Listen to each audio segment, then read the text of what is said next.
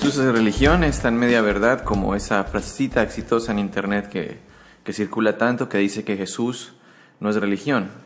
Este título de la cápsula lo hice a propósito para poder llamar tu atención. La persona de Jesús no puede separarse de la religión, porque es la misma religión con la custodia de su iglesia la que ha hecho posible que los hombres del siglo XXI recibamos la palabra de Dios escrita en la Biblia. El cielo es la meta y la religión es el mapa que nos conduce hacia ella. En temas espirituales no son posibles los reduccionismos. Pretender que la fe es tan sencilla como solo confesar el nombre de Jesús y creer en Él es entonces pretender que la Biblia fuera tan corta como de 50 hojas, porque con un evangelio nos bastaría. ¿Para qué Pablo se mató tanto escribiendo un sinnúmero de cartas a las iglesias para que al fin y al cabo solo bastara con creer el nombre de Jesús y ya? En el fondo, las personas que dicen que Jesús no es religión es porque más bien quieren tener su propia religión, en donde lo único que conecte sus creencias con las de otras personas sea el hecho de repetir la frase que creen en Jesús y ya. Pero resulta que para creer en el verdadero Jesús, en el genuino Hijo de Dios, que es Dios mismo, hay que conocerlo a profundidad. Hay que conocerlo de tal forma como lo conocieron los apóstoles en su momento.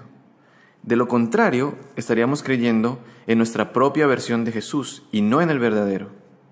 Esto se hace muy evidente en el relato de los caminantes de Emaús, en donde esos discípulos que conocían a Jesús, que habían compartido mucho tiempo con Él, a pesar de que caminaron por kilómetros, no pudieron reconocerlo.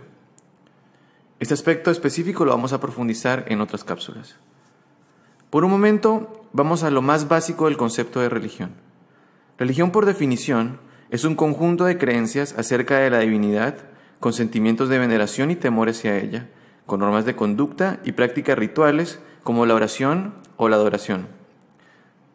Si vemos este concepto, nos vamos a dar cuenta que cualquier persona que asista un domingo a una iglesia, que siga un ritual, un orden de cosas en esa iglesia, y que crea en algo, ¿verdad? Que crea en Dios, por ejemplo, y que le rinda adoración a Él, entonces cae en el concepto de religión.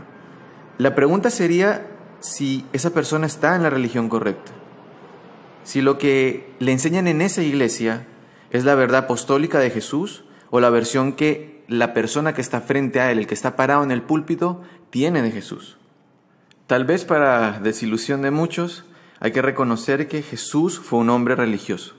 Él fue un judío perfecto. ¿Cómo iba a infringir las leyes y las normas que él mismo como Dios había instituido? Como buen judío aprendió todo en la sinagoga. Se decía que solo los niños muy aplicados en el tema de religión se les permitía estudiar el hebreo y los rollos antiguos, que era el Antiguo Testamento.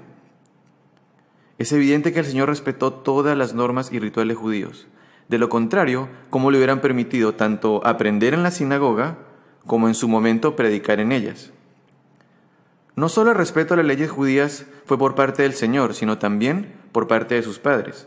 Recordemos cómo Simeón conoció a Jesús en el momento en que era llevado al templo para ser presentado. Eso era obviamente para cumplir una de las leyes judías.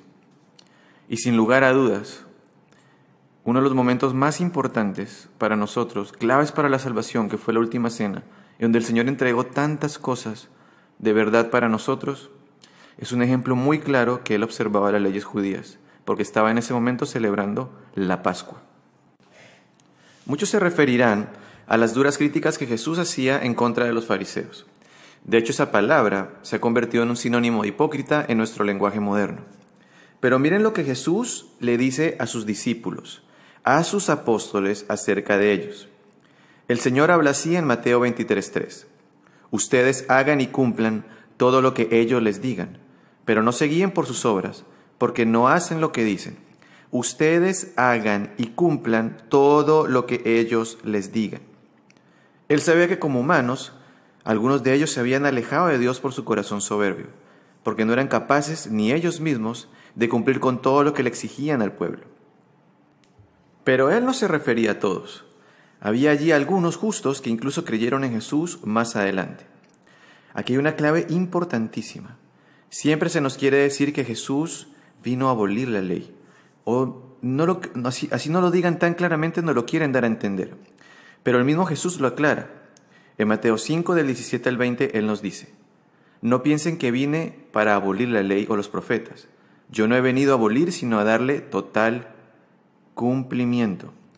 En coherencia con lo que acabamos de escuchar de las mismas palabras de Jesús, por otro lado tenemos a José de Arimatea y Nicodemo, ambos instruidos en la ley y pertenecientes a la élite sacerdotal del templo.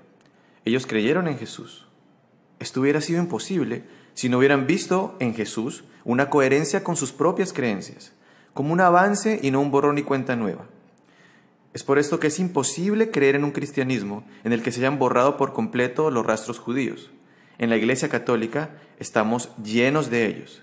Tenemos la vestimenta sacerdotal, la Pascua Eterna, que es la Eucaristía, los templos como ofrenda a Dios, la propia liturgia, la propia misa, tiene elementos como el incienso, las velas, el altar, etc. Por último, esto de que Jesús no es religión, sino es relación, es otra media verdad. Cierto es que debes llegar a amar tanto al Señor, que tu relación con Él sea personal, que afecte todo tu ser y todo lo que tú hagas, que lleve sus enseñanzas a la vida práctica diaria. Pero para tener esa relación con Él, así de estrecha como la quieres tener, debes tenerlo muy cerca, conocerlo tal y como es, como decía antes, tal como lo conocieron los apóstoles. De lo contrario, tu amor sería como los amores platónicos humanos, en donde idealizas tanto a tu gusto una persona que en realidad no la amas, sino que amas una versión creada en tu imaginación. Esto, hermanos, es verdad, y la verdad te hace libre.